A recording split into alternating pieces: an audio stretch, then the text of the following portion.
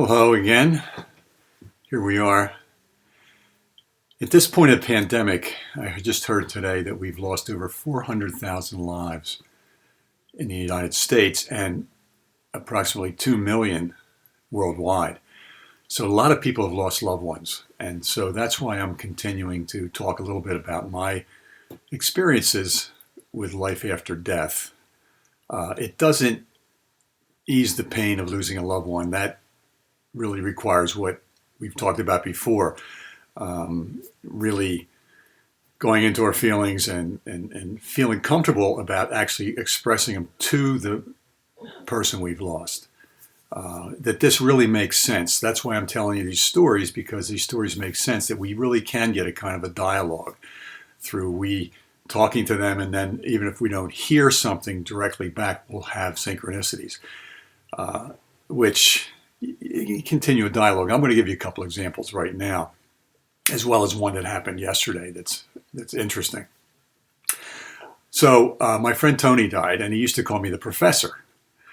And so my wife and I were watching a cable TV movie, and the movie had something to do with slavery, and it was set back in the 1800s, and there was really nothing about a professor in it. But at one point of the movie, a man is dying, and presumably the nickname he had for this man who was dying, which we had no clue about as the audience, was Professor. And we're watching it, and suddenly we hear, "Goodbye, Professor." My wife and I turned and looked at each other. We said, "That's Tony talking to us through the show."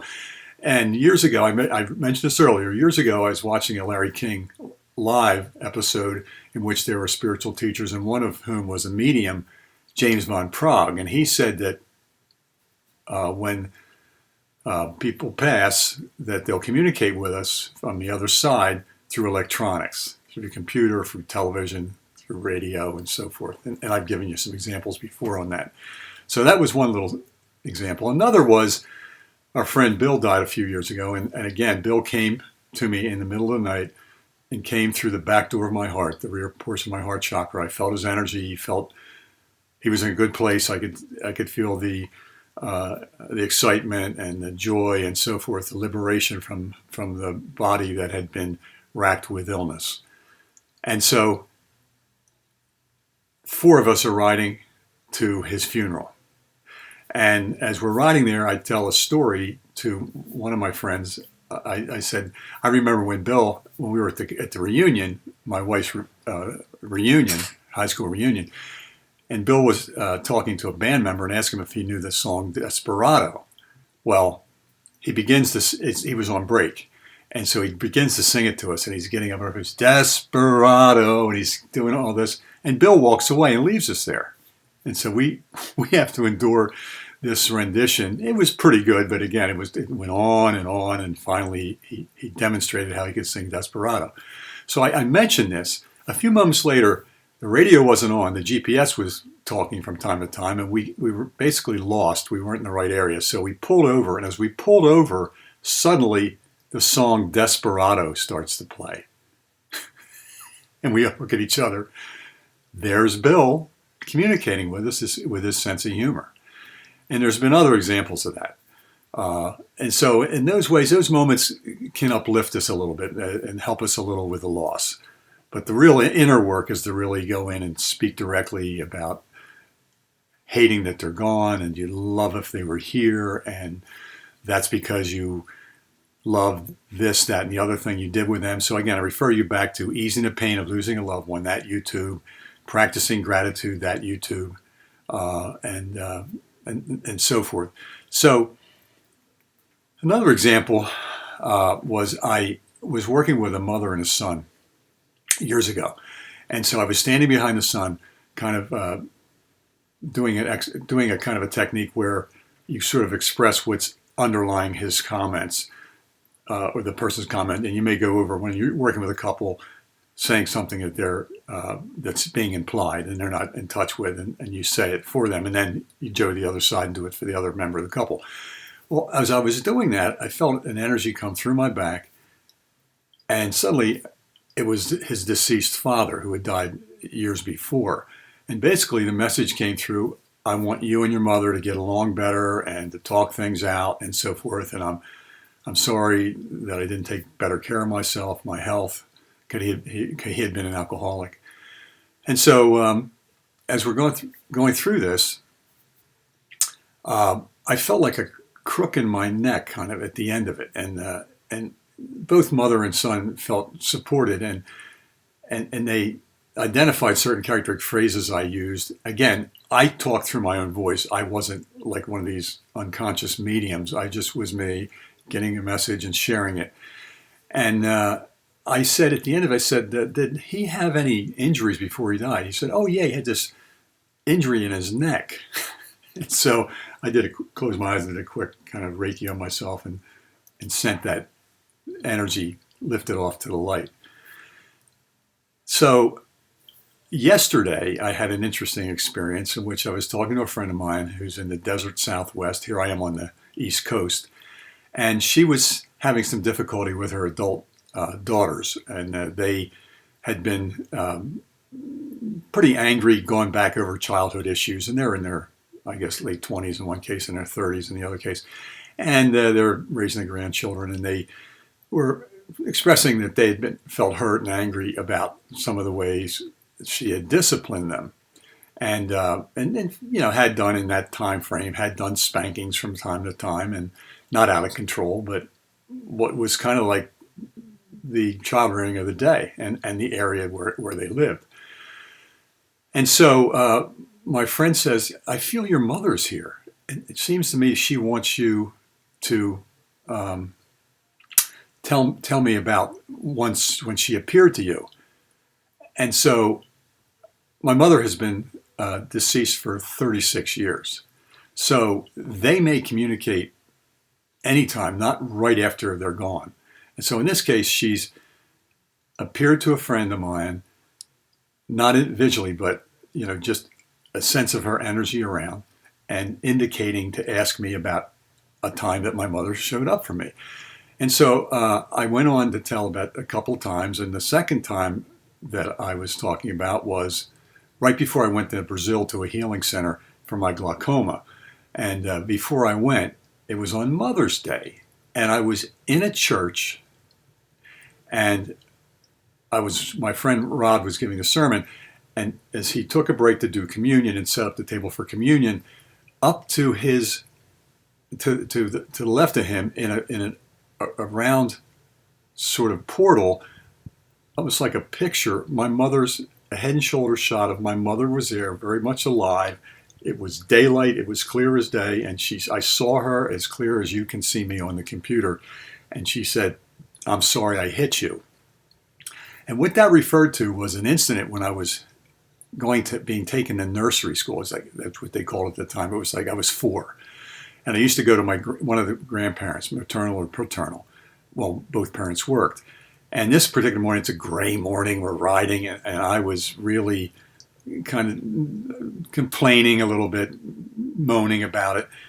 And I don't remember what happened, but I just remember when we got there, the people running the place looked like something from a Charles Dickens novel, like, sort of swarmy and not like really liking kids, but just wanting the money. And I sensed they weren't really caring, the two people, the man and woman. But the people inside, the younger girls that were there that read to us after lunch and so forth, they're wonderful. But I couldn't stop sniffling. I wasn't exactly crying. There was not tears. It was, and I just couldn't stop myself. And I hated myself. I couldn't stop. And I was like that all day. In the afternoon, it was sunny. The sun's coming in. This pretty young woman, probably late teens, early 20s, is reading to us a nice story. But I'm going, and I just couldn't stop. So at the end of the day, all the kids have been leaving. I'm the last one to be picked up. And there my mother shows up on the sidewalk. And as soon as she does, boom, I stop. Well, years later, I had a patient, a young woman who was a college student, and I had a dream in which I'm talking to a colleague of mine about this patient. And before I know it, next thing I know, I feel like I went down a deep tunnel in the dark and I saw this mouth of a child, the child me, that 4-year-old crying out, "Mommy, don't leave me. I won't be bad. I'll be good." So I called my mother and said, what, you remember what happened that time we were going to nursery school? And my mother, matter of factly, says, "Yeah, I remember. You were putting up such a fuss. I reached over and backhanded you so hard you flipped over into the back seat." Now, she said this matter of factly, unapologetically.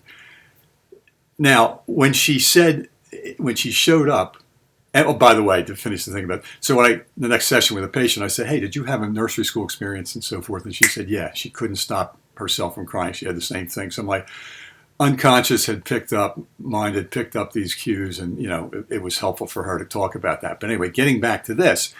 So for my friend who called me and said, "Your mother's here and wants you to tell this story about how she appeared," and she appeared and said, "I'm sorry I hit you." It was very simple.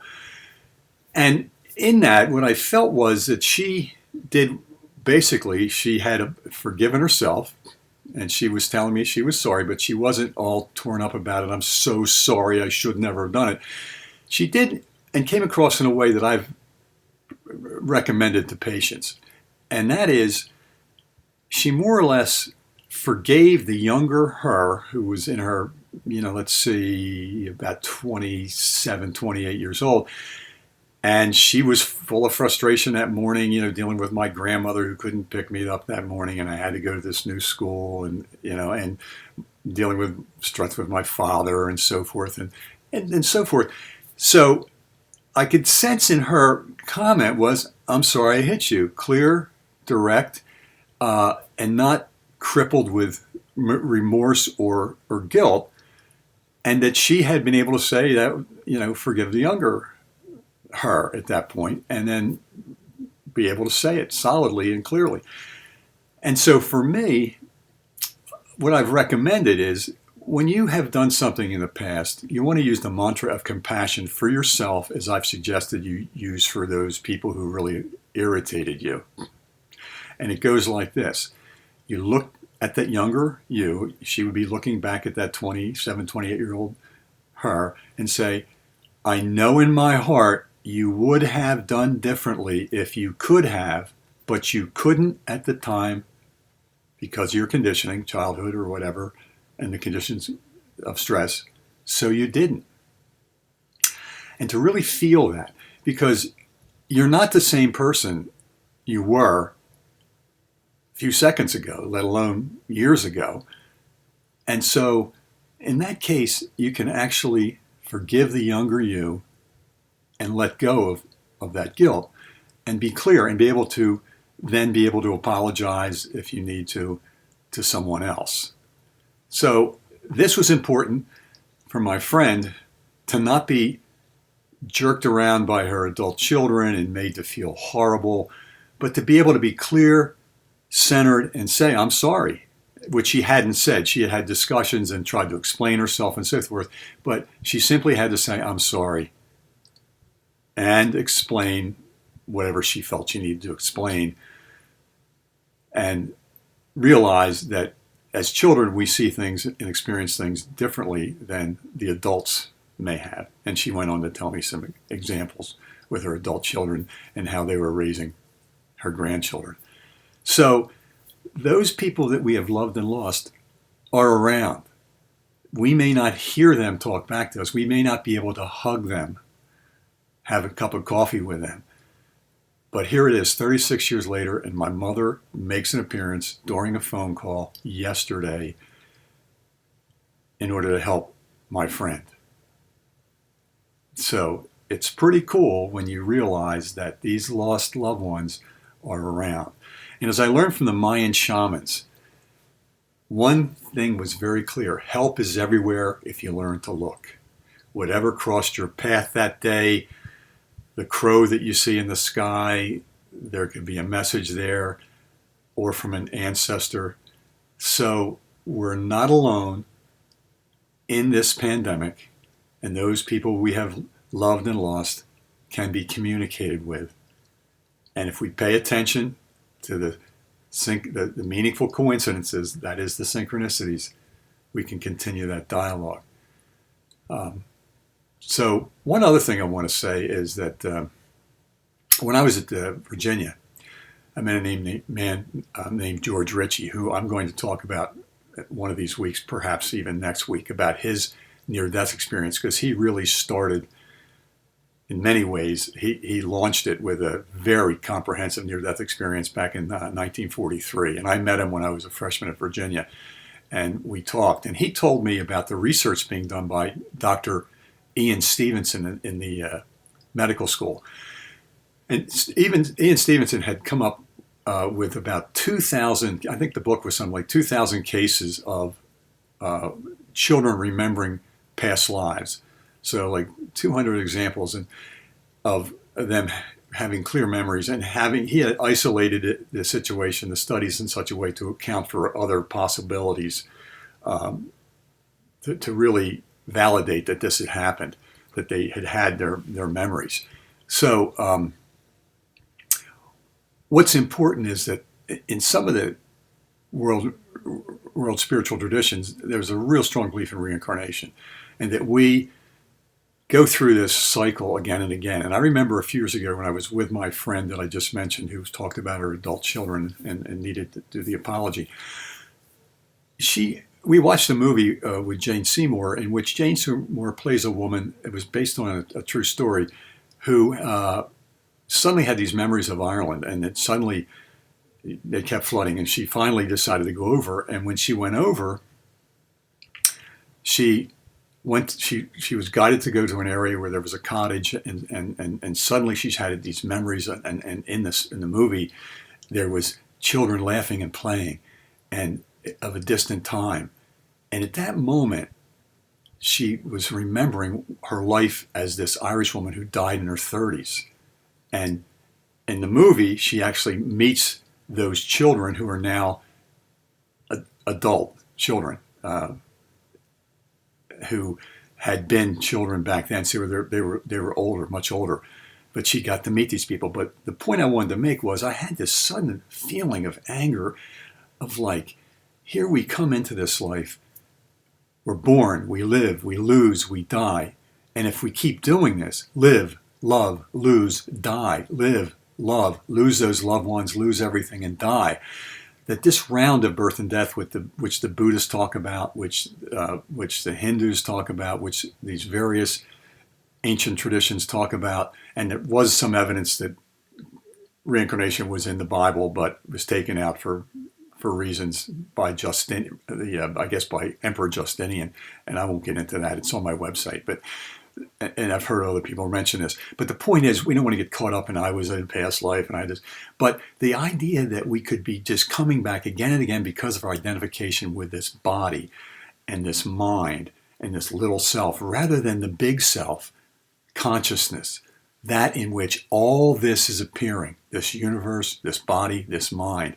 And as we get to that place and really begin to feel that, we can begin to step back and break the cycle of living, losing, and dying, that we can come to a place where we hit, a state in which we can transcend that. And so again, we're working here on, as the picture back here with the heart, transforming stress of losing loved ones and transcending by recognizing we're not away from them. We haven't really lost them.